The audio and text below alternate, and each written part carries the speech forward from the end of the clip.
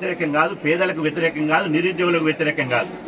మీరు మొన్ననే జీవన్ రెడ్డి గారి రూపంలో రెడ్లందరూ పరిపాలన చేశారు, శాసన మండలికి మీరు వెళ్ళారు.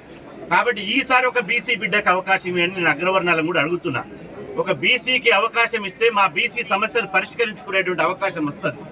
లేకపోతే మాత్రం ఇవాళ ఈ కరీంనగర్, ఆదిలాబాద్, నిజామాబాద్, మెదకు ఈ పట్టభద్ర ఎన్నికలే రేపు అగ్రవర్ణ రాజకీయ పార్టీల మెడకు ఉరితాడైతుంది.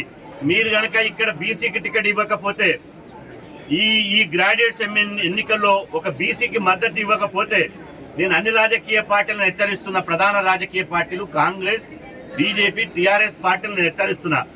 మీరు కనుక ఇట్లాంటి ఒక ఉన్నత విద్యావంతుడు, ఒక మంచి సేవా దృక్పథం ఉన్నటువంటి హరికృష్ణ లాంటి వాళ్లకు మద్దతు ఇవ్వకపోతే ఈ 2024లో జరిగేటువంటి ఈ పట్టభద్రుల ఎన్నికలే రేపు మీకు ఈ రాష్ట్రంలో మీరు రాజకీయ సమాధి కావడానికి కారణమవుతుంది.